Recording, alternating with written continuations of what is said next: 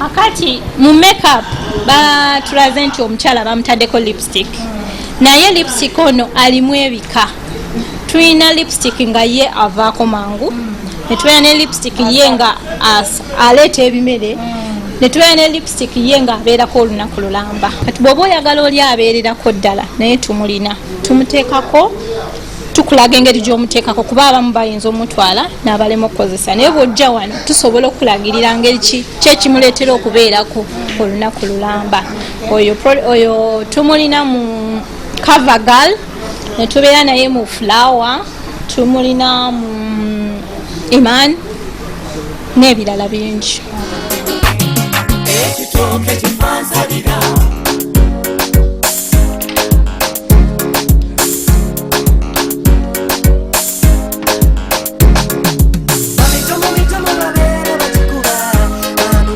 Omulungi ali ku Bukedde TV1 tukyali mu programu yaffe ekifansali ekyenjawulo kyensanzeewo nti mbadde mpita ayitanga njagala obatuusaako ebyakabi ebintu ebiri ku mulembe wano wengwiridde ate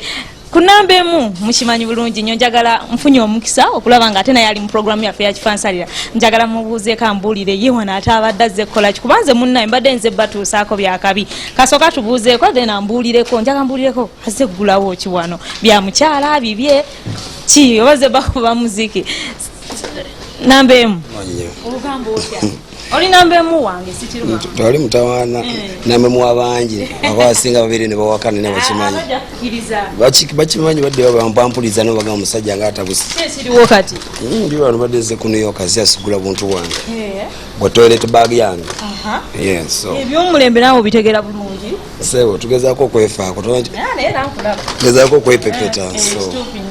ngera bwoba nkifansalira n'omusajja naye afa ensalira ssebo n'okudayika nga perfume onyako endala nga mpya notayambala emusaako kino kyonna kyoguze bakiyita bati eno package yange namba eno body wash eno deodorant eno body spray kamiliyoni kituufu nnyo ng'omwami omukyala tomuguliddeyo omukyala ajja kujja naye yeegulire yeeronderemu ngeyo ng'omuntu bino byange bali kwekumira ku mulembe bubaka ki bw'olina abantu abali mu kiti ng'ekikyo abagamba nti muyimbi alina kuba muziki gwokka tolina kumanya kazigo kaakabi tolina kumanya kapafimu kaakabi baweeyo obubaka bwembawa tulina okwepepeta naawe tulina okubeera smart abantu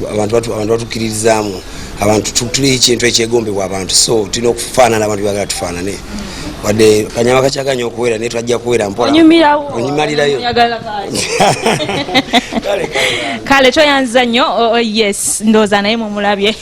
yenambemu naye ate nga n'ebyakabi abitegeera bulungi nnyo tukyagenda mu maaso oli mu programu yaffe kifansalira mukwana ali eyo kansubire nti nawe kati oli redi saawa zennyini saawa 4 zennyini ez'okumakya mbeera nnyingidde omuweerezaawo Jamila Nampeera kugikutuusaako nyabo nsanyusa okulabako ku Bukedde TV tofaayo osobola okutunuulira abantu baffe engeri gye tubagambye nti omusomesa kati baagala kumanya abikuvaamu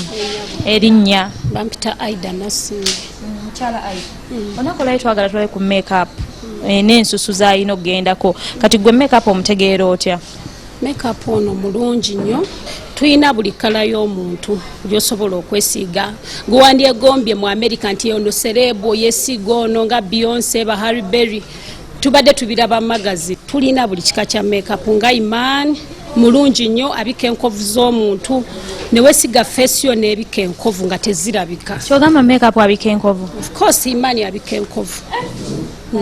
oyogedde ku kyokubeera ng'olina makeup bw'oba ogenza okwebaka ebiseera bisinga batugamba nti makeup bw'obanga weebase ogenda okera ku makya nga weebase naye akubutula kati ono owaffe saawa zino tugenda okusomako yaali ati Iman makeup mulungi nnyo nti abakugu mu America nga modo gwe bayita Iman yagulawo line ya Iman naye nga makeup we mulungi waliwo ffe abawala abamu n'agenda n'akyakala n'akomawo ng'akooye tasobola nakunaaba n'agwa eri paka ku makya Iman osobola omwesiiga n'asulamu n'atabaako side effect yonna gyakuleetako ku face ate ekyokuba nti makeup mbwatuka ekiseera n'akaddiya bw'omuyitiriza ekintu ekyo kituufu oba balimba kubanga Abamerika be bantu ekitali wano mu Africa nti Abamerika osanga omuntu nga tugeze nga mama wa Kim Kardashian mukyala mukadde nnyo naye omulaba muto asinga n'abawala ab'emyaka 3 okulabika obulungi abantu abakyasinza okwefaako ennyo nga ba Oprah bandibadde be basinga obukadde naye wano osanga omuwala myaka 3 nga mukadde muzibu engombe ezo babazijja bwana otandika mpolampola okulira omuntu makeup akaddiya makeup muveeko makeup bwosula naye akubutula balimba bw'oba ofunye makeup omulungi kuba bamutestinga ku bisolo bagenda okujja katale ng'ekintu kyabwe kirungi ekitali wano waffe mu Africa. Imaani makeup mulungi tulina Queen Latifah product ya Queen Latifah eno ono bamuyita Queen Covergirl mulungi nnyo talina tabu ne alimu sunscreen ne bw'oba omwesiiza omusana tegukwokya face nti ebutuke makeup mulungi nnyo. Yes, twagala otulageko ku kiko tubuulire kino kikozesa bwoti. Ono alimu cream to powder omwesiiga then ng'ofuna brush ng'omaze okwesiga ne ka sponge kana akalimu ng'ofuna brush nga wetaanya bulungi ng'otambula obudde ebutuka nga wayisewo nga 2 hours skin egenda egrowing nga wolabira makeup omulungi skin nebeera ng'etandika ogrowing ng'emasamasa erabika bulungi. Kye bayita makeup okulukuta ekyo kyo kiri kiva ku ki era kyeki? Era makeup ng'ali fake. Makeup alimu ebika waliwo gwempulira foundation makeup powder kwega sibitegeera waliwo kati nga cream to powder kati ng'eno BB cream protecting skin y'omusana osobola ogikozesa mu musana ng'ogenda otambula mu musana nga mungi skin n'otaddange ezimbye ng'ebutuse erimu embalabe ennyingi nnyo osookako eno BB cream then n'olyoka osigako ono kati bonna be bamu ono muganda w'ono kati tulina ekika ekirala tulina ebika ebirala bingi tulina nti tulina ono Queen Covergirl naye waali ono naye era akolanga makeup kati buli muntu alina gundi nagamba nze bwenesiza oli yankoledde osobola okwesiiga yenna g'oyagala ono ate yetazibikira nnyo nkovu ono yazibikira enkovu makeup okubanga bw'oba olina enkovu yo eva ebula kati oyo ye yaliwa yono Imaani abuze enkovu akikola atya bw'olumwesiiga bw'oba olina enkovu ez'embalabe zibula ezaffe eza bulijjo bwe wafuna kakaati zambalabe zokka tebula naye nga esigala teri black naye kati waliwo abakyala wano balina obuzibu bw'embalabe nnyingi nnyo abakyala balina embalabe kati bwesiiga Imaani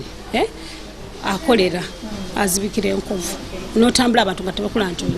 otegeera otya nti omubiri gwo waliwo skin ezibola makeup skin okujjako makeup nga mufu skin oli omusanga naganze nkubuulira mukyala munnange sirina lunaku lwengenda kwambala makeup ze skin yange yamugaana kati tulina ne makeup nti tulina ow'abakadde kuba abantu balooza bw'okaddiwa toyambala makeup owaffe ayawukana kyogereko makeup ayawukana mu myaka atya nti bw'obeera okyali muwala muto sikini tebaamu kanyanya ebanga eri bulungi naye bw'obeera okaddiye osobola okukozesa ono tulina ow'abakadde ow'abakadde bamuyita batya ono naye bamuyita Covergirl ole emyaka gikyuka nobeera abakyala bamanyi okuloza mbu bw'okaddiwa tolabika bulungi naye bw'okaddiwa osigala olabika bulungi nga n'omwami wo kyamulabikira obulungi abakyala mubagamba nze bampasa byaggwa ate nkaddiye makeup okyasobola okulabika obulungi tulina makeup ow'abakadde kakati njagala mbuuze ensusu zaffe zino zonna zigendako makeup y'omu njagala ekibuuzo nkizze w'omusomesa waffe olunaku olwaleero mukwano ogenda kuba otubuuliramu ku bya skin kubanga skin yange si yemu neyo skin iyo si yemu n'atulaba saawa zino kwega buli muntu alina skin kati otegeera otya nti skin yange erina kugendako makeup Imaani oba ekika kya makeup kyonna oba opa bw'obanga omusuubula bakulaga nti twasooka ne tuyiga nti eno kala ya mweru eno kala ya muddugavu ne tubikugukamu era bwe nkulaba mmanya nti ono akozesa kire bweti oba medium dark amanya kalayo waliwo omuntu omuddugavu ennyo nga muddugavu ye nga kala ye wa dark nnyo oyo alina okwekuba makeup naye na mukwano gwange nangamba bo tebeekuba tewali makeup waabwe. Waliwo modo yava Sudan muddugavu nnyo nga bw'omanyi Abasudaani bwe babeera naye yakyasinza okwesiga makeup alabika bulungi makeup owe alina makeup owe. Tusookera ku nze kati nze nga bwe nfaanana skin yange olomba omuntu wabanga afaanana kale nganze skin yange alina kwekuba makeup ki? Asobola okwekuba makeup kati ng'ono medium deep toli mweru nnyo toli muddugavu nnyo oli awo bw'otyo. Kati kuba makeup ati nze neesiga medium dark kuba ndi muddugavu si nnyo yagudde omuddugavu ennyo. Makeup waliwo aboola aboola kati nze bwe neesiga omweru ennyo clay nga clay tu mbeera mpeeruka kugamba kyetaga ne weesiiga makeup ng'omuntu akulaba omukyalo oyo alina skin nnungi naye nga tategedde nti ojambaza makeup. Balakagweka open ogenda ku pato oyina embalabe weetya okwata kano akantu ne weesiiga gamba zivaako n'ogenda ku pato ng'omutakulaba nti oyina enkovu ng'olabika bulungi. Ndowooza nange nja kukomekereza programu yaffe olunaku olwaleero wano nga mbeebaza okubeera nga mulaba Bukedde TV wanadda programu Kifansalira. Tubeerawo buli lwamukaaga ssaawa 4 paka ssaawa 4:00 ez'okumakya. Gwayagala naawe tujjeeyo gy'oli osobola okgenda mu simu nyo n'owandiika ekigambo kifa n'olekawo akabanga n'osindikira obubaka w'obuli wonna wonna ku 833 njagala okwebaza abateeka njagala obbaagaliza weekend ennungi.